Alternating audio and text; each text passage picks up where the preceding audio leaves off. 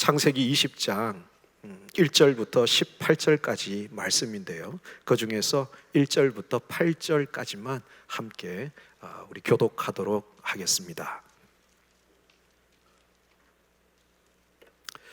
1절부터 8절까지 말씀 한 절씩 교독하도록 하겠습니다. 아브라함이 거기서 네게브 땅으로 옮겨가 가데스와 술 사이 그랄에 거류하며 그의 아내 사라를 누이라 하였으므로 그랄 왕 아비멜렉이 사람을 보내어 사라를 데려갔더니 그 밤에 하나님이 아비멜렉에게 현몽하시고 그에게 이르시되 내가 데려간 이 여인으로 말미암아 내가 죽으리니 그는 남편이 있는 여자임이라. 아비멜렉이 그 여인을 가까이 하지 아니하였으므로 그가 대답하여 주여 주께서 의로운 백성도 멸하시나이까. 그가 나에게 이는 내 누이라고 하지 아니하였나이까. 그 여인도 그는 내 오라비라 하였사오니 나는 온전한 마음과 깨끗한 손으로 이렇게 하였나이다. 하나님이 꿈에도 내가 온전한 마음으로 이렇게 한 줄을 나도 알았으므로 너를 막아 내게 범죄하지 아니하게 하였나니 여인에게 가까이 하지 못하게 하니 이 때문이라. 이제 그 사람의 아내를 돌려보내라. 그는 선지자라. 그가 너를 위하여 기도하리니 내가 살려니와 내가 돌려보내지 아니하면 너와 내게 속한 자가 다 반드시 죽을 줄 알지니라. 아비멜렉이 그날 아침에 일찍이 일어나 모든 종들을 불러 그 모든 일을 말하여 여주니 그들이 심히 두려워하였더라. 아멘. 네, 저희들이 부르심과 순종이라는 주제로 시즌2를 진행하고 있습니다. 앞으로 오늘을 빼고 앞으로 다음 주 지난 이후에 3주 더 시간을 우리 예배 사역자들과 함께 8월 첫째 주까지 말씀을 계속 이 주제로 나누게 됩니다. 오늘 창세기 20장을 보게 되는데요, 창세기 20장은 창세기 12장과 굉장히 유사한 구조로 진행되고 있습니다. 창세기 12장에 보면 아브라함이 하나님의 명령에 따라서 갈대아 우르를 떠나서 약속의 땅 가나안에 들어갑니다. 근데 가나안에 우여곡절 끝에 들어왔는데요, 그 땅에 왔더니 기근을 만난 거예요. 기근을 만나서 기근을 피해서 먹을 것을 찾아 애굽으로 내려가게 됩니다.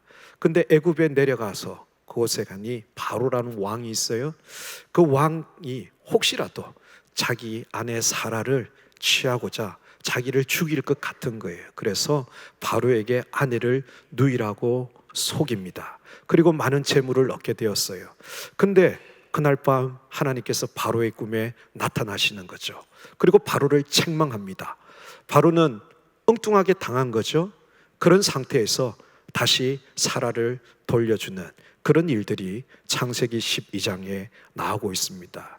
근데 무려 그때로부터 25년의 세월이 지난 오늘 창세기 20장에 다시 비슷한 사건이 기록되고 있어요.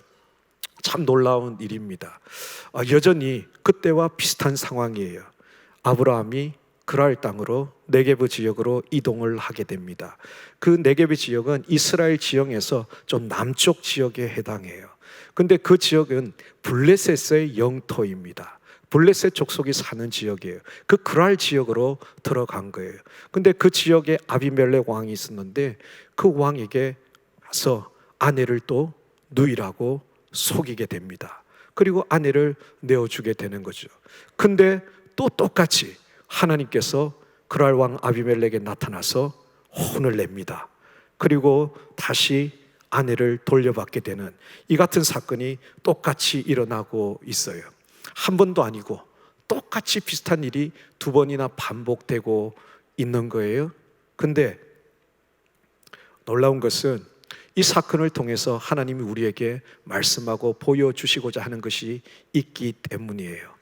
여러분 한번 생각해 보세요. 지금 우리가 20장을 보고 있는데요, 우리가 잘 아는 것처럼 22장에 가면 누구나 다 아는 사건이 등장하고 있어요. 뭐예요?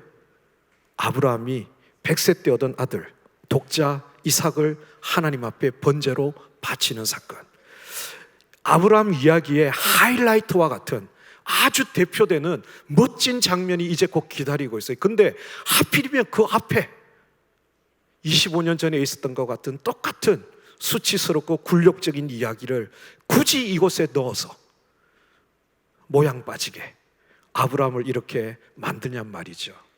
왜 굳이 이 이야기가 이곳에 있을까?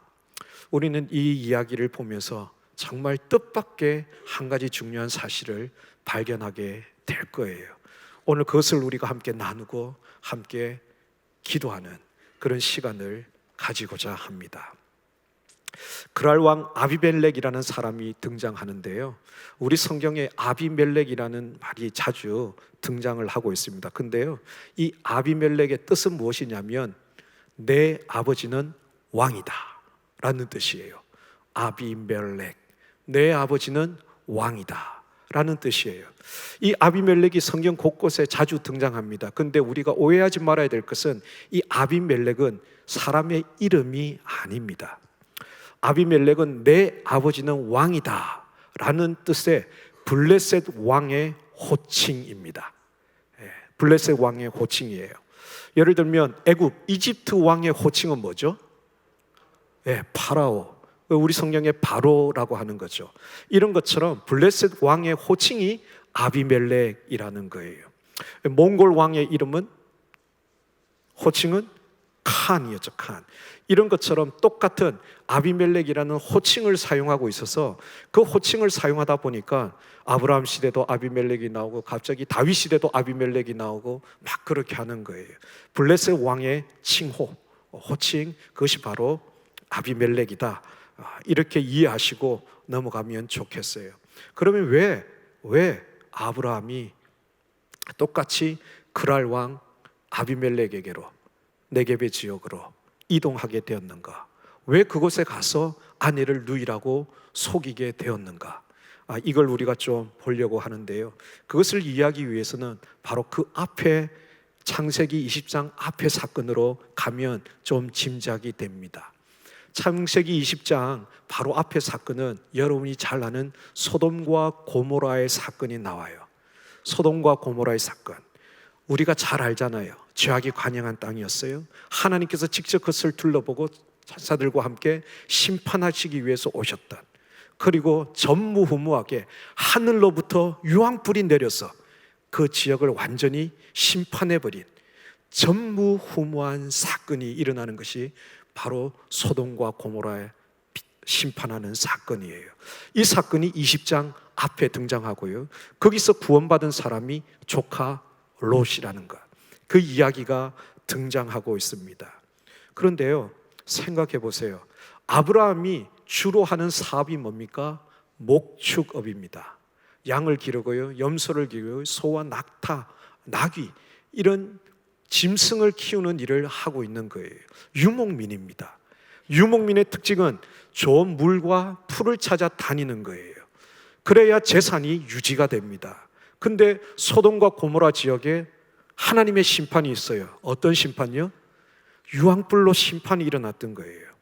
다 태워서 없어져 버린 거예요. 풀 한 폭이 없도록 태워버린 거예요.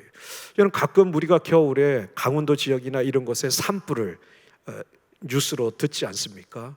수십 년간, 수백 년간 또는 수천 년간 자라왔던 것이 한순간에 재가 되어버립니다. 그런데요, 그것을 다시 이전처럼 되살리려면 하루 이틀, 몇 년 걸려서 되는 일이 아니더라는 거예요. 수년, 길게는 수십 년이 걸려야 겨우 모습을 회복할 수 있을 만큼.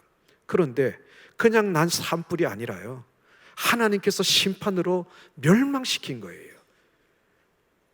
풀이 없어요. 목축을 해서 가축을 먹여서 살려야 하는데 다 타버린 것이죠. 그러면 어떻게 해야 돼요? 풀을 찾아 이동해야 됩니다. 이것이 유목민의 삶이에요. 그래서 풀을 찾아 목축을 위해서 이동을 하는데 지금 어디로 가는가? 네게브 지역으로, 블레셋 지역으로, 그랄 왕 아비멜렉이 다스리고 있는 그 지역으로 들어간 거예요. 아브라함 입장에서는 생존을 위해서 가축들이 살아야 하니까 그곳으로 가는 겁니다. 그런데 아비멜렉의 입장에서는 어떻겠어요? 소돔과 고모라에 그런 일이 있었는 건 모르지 않아요? 알아요. 그래서 많은 사람들이 이주할 거라는 것은 알고 있어요. 근데 이주를 하는데 하필이면 아브라함이 오는 거예요. 아브라함 입장에서는 당연히 살기 위해서 가야 되는 길이지만 아비멜렉 입장에서는요, 이것이 별로 반가운 일이 아니에요. 오히려 아비멜렉 입장에서는 아브라함이 오는 것이 자기에게는 위협이 돼요. 왜요? 하나님이 함께하는 걸 안다면 아비멜렉이 감히 이딴지 못하겠죠? 근데 아직 잘 몰라요. 왜 그런가? 이미 소돔과 고모라에 이전에 전쟁이 있었어요. 북쪽에 그돌라오멜이 4개의 연합군을 이끌고 남쪽 5개 소돔과 고모라를 중심으로 한 5개 도시를 쳐들어왔어요. 이유는 그들이 조공을 바치고 있었는데 어느 날, 야, 우리도 좀 컸어, 이제 조공 땡 한 거예요. 그랬더니 이놈들 봐라, 괘씸하네, 손 좀 봐야 되겠네, 그러면서 내려왔는데요, 파죽지세로 내려옵니다. 그리고 박살을 내버려요. 그리고 소돔과 고모라에 있는 사람들을 다 포로로 잡아서 갔습니다. 그때 아브라함의 조카 롯도 잡혀갔다는 소식을 듣고 아브라함이 추격합니다. 기억나시죠? 아브라함이 자기와 연합한 몇 족속이 있어요. 그리고 자기 집에서 기른 가병 318명을 이끌고 밤새 추적해서 그곳에 가서 전투를 벌입니다. 그리고 승리합니다. 하나님이 주신 승리였죠. 5개 나라도 상대 못한 그 강대국들을 아브라함이 가서 이긴 거예요. 그리고 다 찾아서 돌아왔어요. 아비멜렉 입장에서는 바로 그 주인공인 아브라함이 지금 내가 통치하는 지역으로 들어오고 있단 말이에요. 위협이 안 될 수가 없는 거예요. 그냥 다른 사람이면 모르겠는데 아브라함이 오고 있더라는 거예요. 뭔가 자기에게 위협이 느껴져요. 그래서 이 문제를 타개하는 방법이 뭔가? 이런 겁니다. 결혼 동맹을 맺는 거예요. 전략적 제휴 관계를 맺는 거예요. 여러분, 과거에 우리 역사 속에 보면 그런 것 많죠. 강대국에 공주나 왕자를 보냅니다. 그죠? 볼모로 잡혀 있고 결혼을 시켜서 우리는 사돈지간이다, 그래서 서로 침범하지 말자, 우리 좀 잘 봐주세요, 이런 거 하는 것처럼 위협적인 존재가 오니까 그 위협을 해결해야 돼요. 어떻게 해요? 결혼 동맹을 맺어야 되는 거죠. 그래서 사라가 아비멜렉에게로 가게 되는 겁니다. 지금까지는 이해되셨죠? 생각해 보세요. 25년 전에는 그래도 예뻤어요, 사라가. 예뻤단 말이에요. 다 인정했잖아요. 바로의 신하들도 인정했잖아요.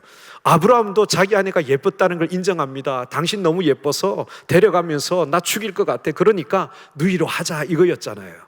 근데 지금은 90세입니다 90세. 자, 90세 한번 손 들어 보실까요? 죄송합니다. 제가 결코 노인을 폄하하거나 뭐 그러려고 한 게 아니에요.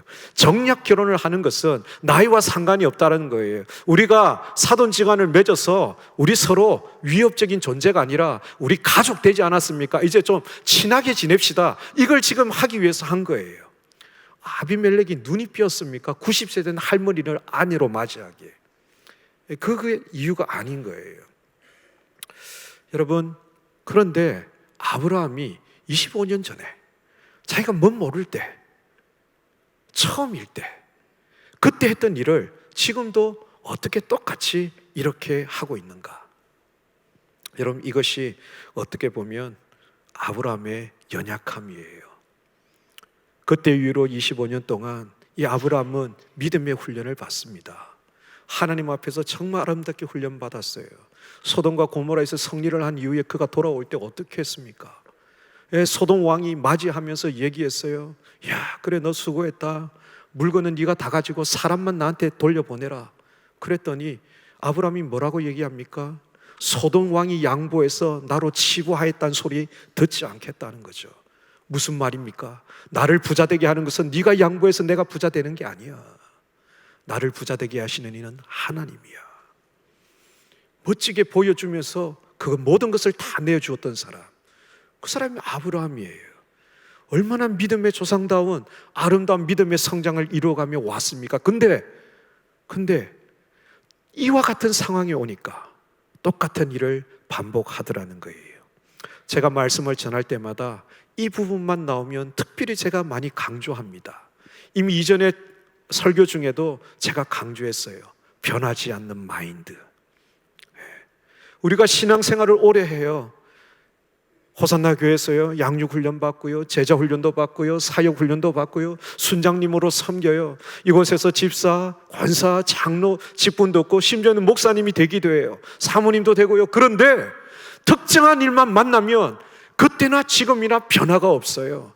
여전히 똑같은 자기 주장하면서 자기 생각으로 말을 또 사건을 해결해 가려고 하는 변하지 않는 자기 생각 있어요. 여러분, 이것은 참 우리에게 걸림돌이 됩니다. 아무리 믿음으로 성장해 왔지만, 훈련받아 왔지만, 조금만 가면 멋지게 아들도 하나님 앞에 번제로 바치는 그런 사람이 되지만, 그러나 지금 현재 그는 여전히 변하지 않는 자기 생각이 있는 거예요. 똑같은 문제만 만나면. 오늘날 우리에게도 마찬가지죠. 그러면 여러분, 이번에도 하나님은 역사하세요. 아브라함은 여지없이 25년 전과 똑같은 모습으로 나아간 거예요. 그러나 하나님은 그럼에도 불구하고 똑같이 역사하더라는 거예요. 그래서 하나님 역사에서 아비멜렉을 꾸짖습니다.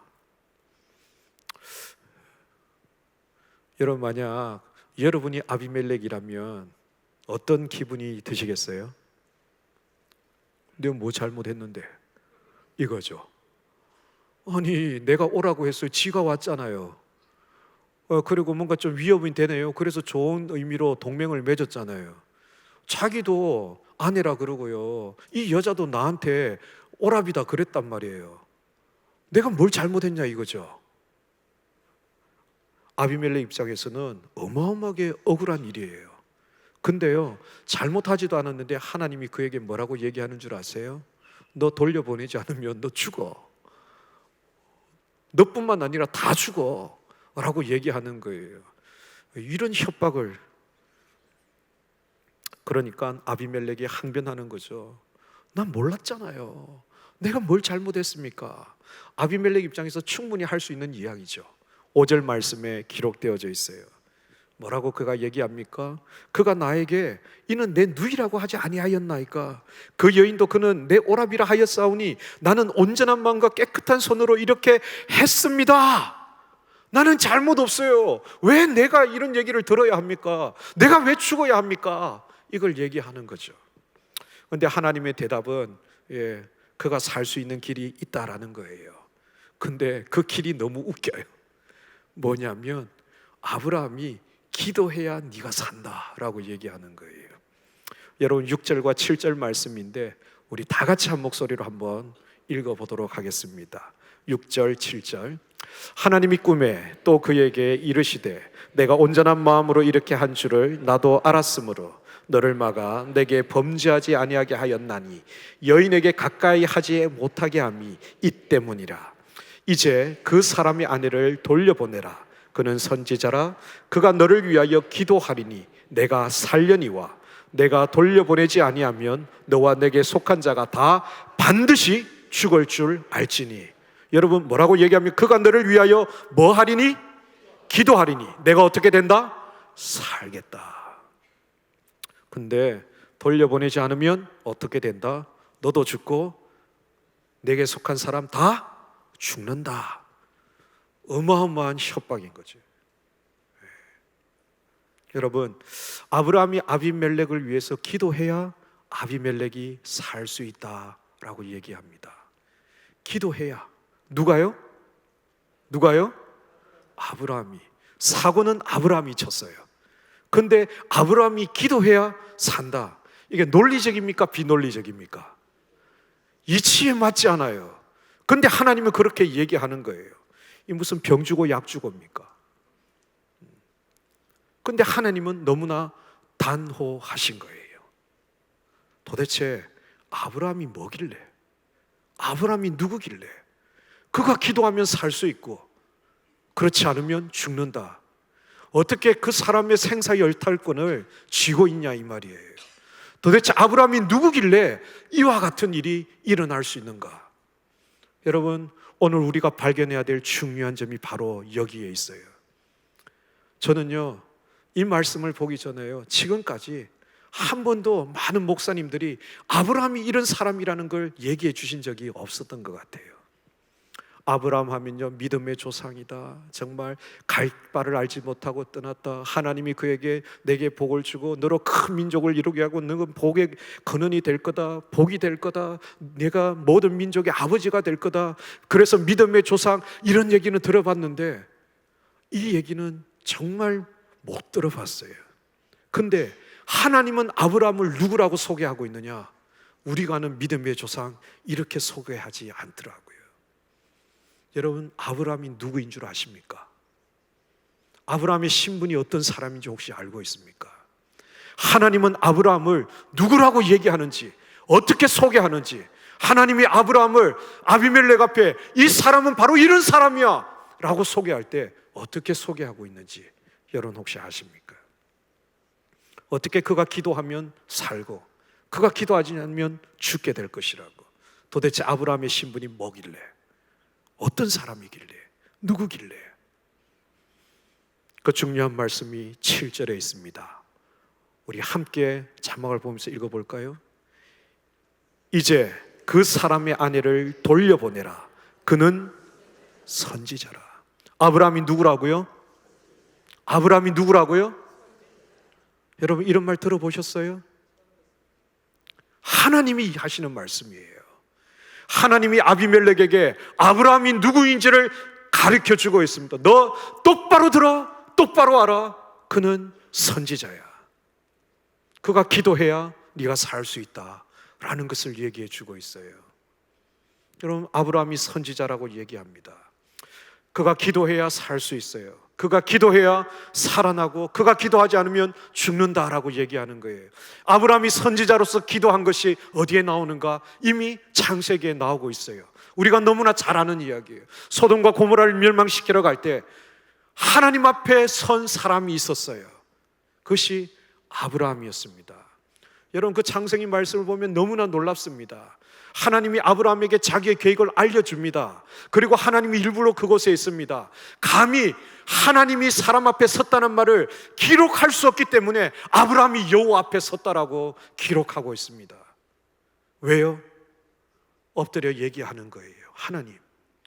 하나님이 죄를 심판하는 건 마땅합니다. 그러나 어떻게 의인도 함께 멸망시킬 수 있습니까?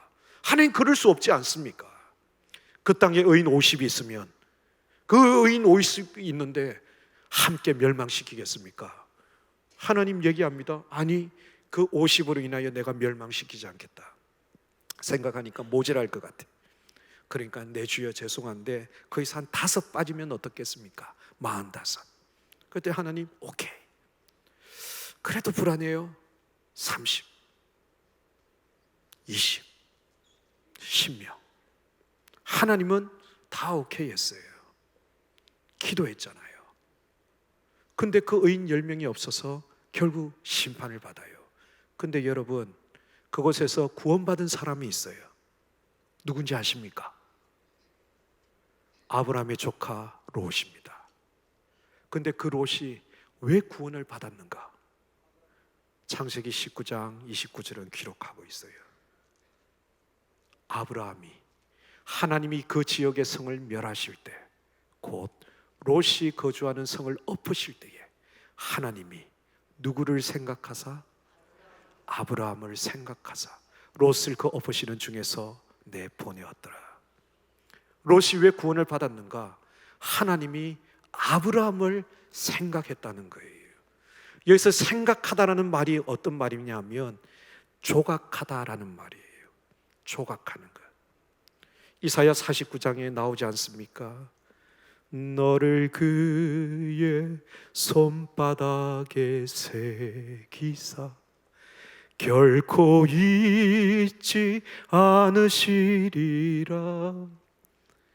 하나님이 그 손바닥에 우리를 새겨서 결코 잊지 않으시겠다. 하나님이 아브라함을 기억한 거예요. 생각한 거예요. 그래서 롯을 그 속에서 구출해 내신 거예요.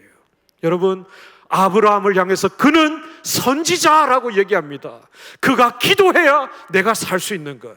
그 아브라함의 기도를 하나님은 뭐예요? 생각하는 거예요. 기억하신다는 거죠. 아브라함이 하나님께서 인정하는 선지자. 여러분, 이것이 오늘 우리가 아브라함에 대해서 꼭 기억해야 될 일인 거예요. 이 선지자는 말, 우리 이전 번역에는 보면 예언자라고 번역해 놓았어요. 선지자나 예언자나, 이 말은 또 다른 말로 대변자라는 뜻으로 풀이할 수 있어요. 세상 속에서 아브라함의 신분이 무엇인가?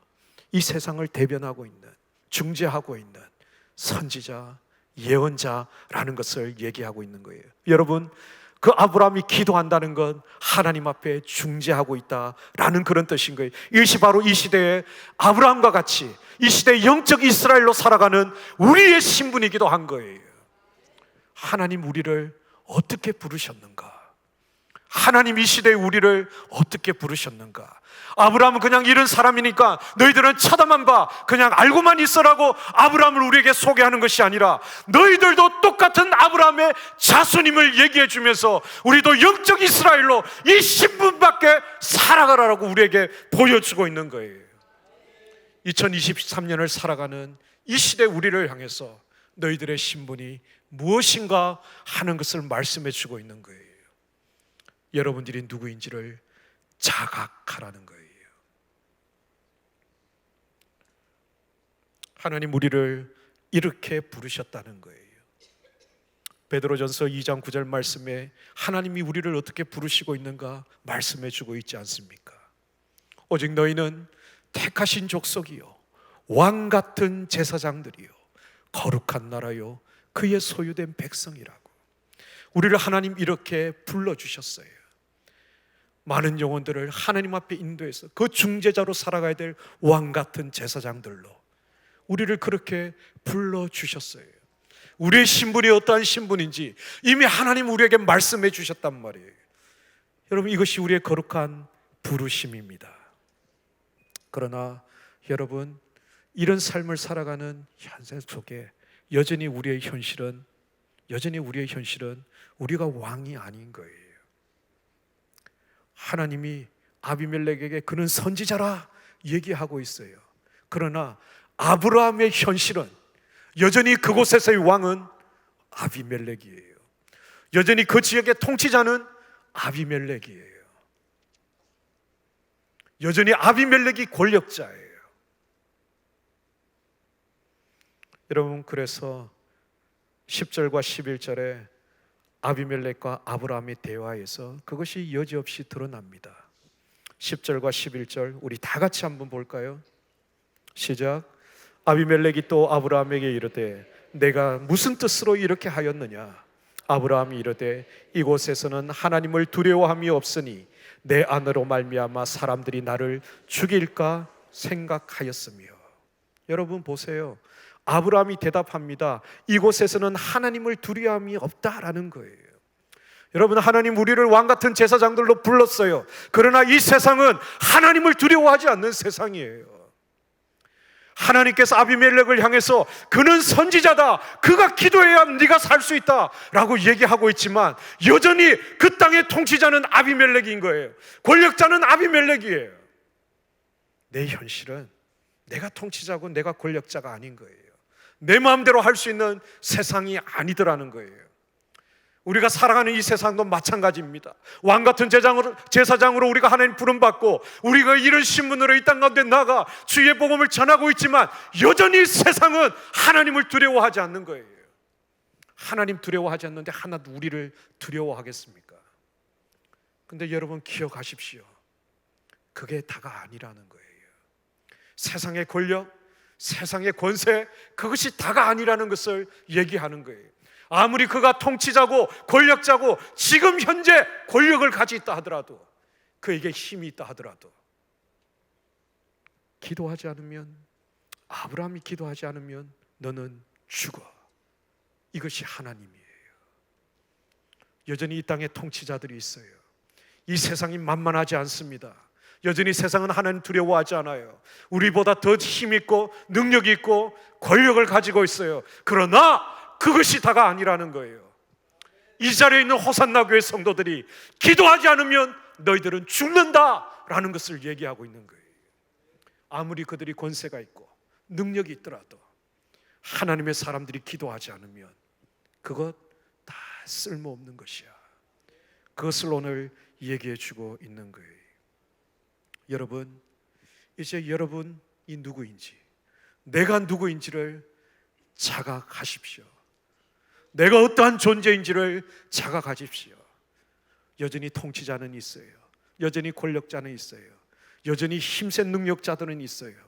그러나 여러분, 내가 기도하지 않으면 살 수 없습니다. 내가 기도하지 않으면 우리 가정이 살 수 없는 거예요. 여러분이 기도하지 않으면 호산나 교회가 살 수 없는 거예요. 기도하지 않으면 이 나라 이 민족이 살 수 없습니다. 우리가 기도하지 않으면 열방이 살아날 수 없습니다. 이 세상은 여전히 우리를 향해서 위협하고 하나님을 두려워하지 않아요. 단기 선교를 떠나가고 있습니다. 돌아오고 있습니다. 여전히 그 땅들은 하나님 두려워하지 않는 땅입니다. 그러나 우리가 밟고 기도하지 않으면 살 수 없는 땅입니다. 이것이 오늘 창세기 20장을 통해서 우리가 누구인지를 알아라는 거예요. 아브라함이 연약해요. 실수했어요. 여전히 변하지 않는 생각 때문에 그가 아내를 누이라고 속입니다. 그러나 하나님은 이 사건을 통하여 네가 누구인지 알아라는 거예요. 네가 누구인지 알아라는 거예요. 여러분 자신이 하나님이 여러분을 누구라고 말씀하고 있는지 반드시 기억하며 나아가는 이 밤 되었으면 좋겠습니다. 기도해야 됩니다. 여러분, 그렇기 때문에 우리는 내일부터 4주간에 걸쳐서 체인지업 모임을 가집니다. 하나님, 방학 기간이지만 우리가 왜 모여 기도해야 되는가? 우리가 무엇 때문에 기도해야 되는가? 그 시간을 통해서 말씀해 주시고 그 시간을 통하여 우리 영혼을 살리고 우리 교회를 살리고 이 민족을 살리고 이 땅의 교회를 살리고 무너져가는 가정을 살리고 열방을 살리실 줄 믿습니다. 여러분, 이 비밀을 알기 때문에 호산나의 젊은이들이 금요일마다 하단에서 모여 기도하고 있습니다. 어려운 속에서도 불금이라고 해서 즐기고 놀고 하는 그 시간에 그 어려운 환경을 뚫고 나와 하나님 앞에 기도하는 젊은이들이 있습니다. 왜? 우리의 신분을 기억하기 때문입니다. 내가 누구인가를 기억한다면 우리는 하나님 앞에 나와 엎드려야 합니다. 그리고 우리의 기도를 통하여 역사하실 그 하나님을 경험하고 우리 기도 가운데 역사하시는 하나님을 경험해서 내 삶에 나타내는 복된 은혜가 우리 모두에게 있기를 주님의 이름으로 축복합니다. 이 시간 우리 다 함께 찬양하며 기도하는 마음으로 나아갑시다.